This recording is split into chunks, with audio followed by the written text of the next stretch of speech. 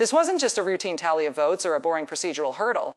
It was a firm, collective rejection of the notion that a single person can unilaterally risk American lives in conflict without the consent of Congress or the benefit of public debate.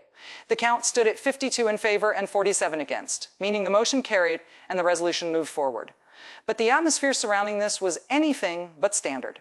The final decision came down 232 to 197, finalized in a space that just a week prior had been a literal crime scene.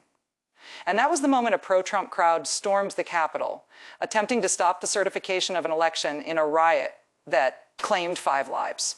Lawmakers argued that this moment was the inevitable collapse of a political house of cards built on years of divisive rhetoric. One senator pointed out the grim reality that every person in that chamber had narrowly escaped a life-threatening situation. The debate eventually boiled down to a single, terrifying question. What is the greater risk? Impeaching Donald Trump and potentially deepening the nation's divide, or leaving him in command for even a few more days? Knowing he might be capable of inciting a full-scale civil war, the consensus among his critics was clear. He had to be stripped of power immediately. Something truly unprecedented took place inside the United States Senate, and it caught Donald Trump completely off guard. In a room defined by rigid decorum, ancient traditions, and hushed tones, a group of senators did the unthinkable. They stood up, turned their backs on the proceedings, and walked out. There were no grandstanding speeches or dramatic warnings. It was a silent, chilling act of defiance that paralyzed Capitol Hill. Aides stood frozen in the hallways. News cameras scrambled to capture the exodus, and party leaders were left staring at a sea of empty mahogany desks, struggling to process the collapse of order in real time, watching the broadcast from afar. Trump realized in that instant that he no longer held the reins of the room. This wasn't a pre-planned protest or a piece of political theater choreographed by activists. This was a spontaneous fracture within the Senate itself, happening without the permission of party bosses or the strategic oversight of the White House. The walkout was quiet, but its silence was deafening. In the world of high-stakes Washington politics, silence is often the most lethal weapon available. Insiders report that the White House was totally blindsided. Trump's team had prepared for a typical day of heated floor debates and procedural stalling tactics. They were ready for insults. They weren't ready for a physical boycott. By refusing to remain in their seats, these senators were refusing to legitimize the very process taking place. In the Capitol, walking out isn't just a move, a declaration that a fundamental line has been crossed. Within minutes, the machinery of Washington went into overdrive. Phones were ringing off hooks. Staffers were sprinting between office buildings, and leadership teams were desperately trying to spin a narrative that was already spiraling out of control as social media exploded and news alerts flashed across every screen. Trump's inner circle was left asking how they could have missed the warning signs.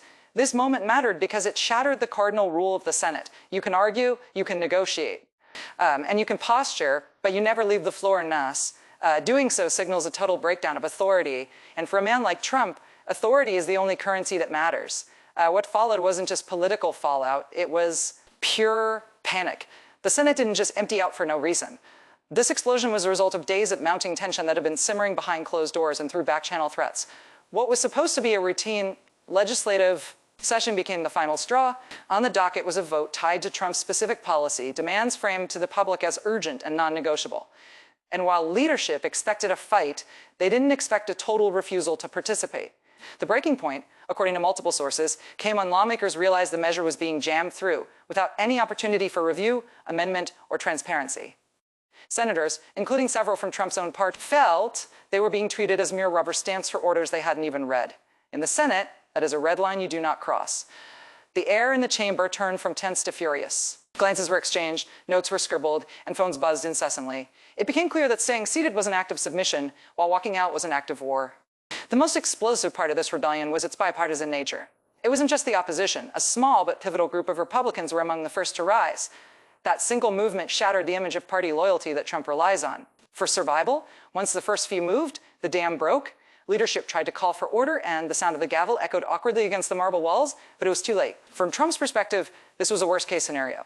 You can't bully an empty chair, you can't interrupt a person who's in there. A walkout leaves a vacuum, and in politics, a vacuum speaks louder than any speech. When the news reached the president, disbelief quickly turned into rage. This wasn't authorized, it wasn't negotiated, and it was happening in front of the entire world. Trump didn't get a polite phone call about the desertion. He saw it happen on live TV. He was settled in to watch the usual partisan bickering, expecting the predictable rhythm of Washington theater. Instead, he saw his own allies gathering their things and walking toward the exits.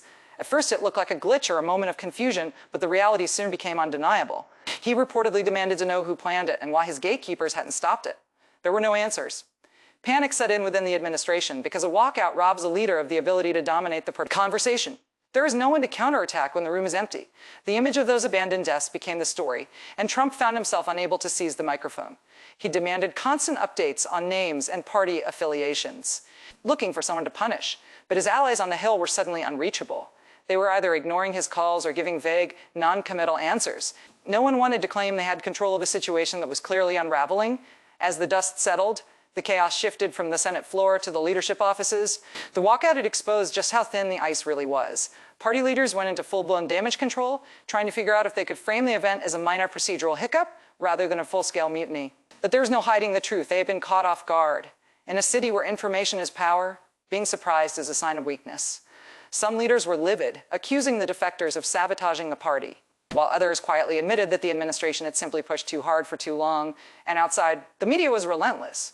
Was this a direct strike at Trump? Was the party collapsing? The lack of a unified response from the White House only made the fire burn hotter.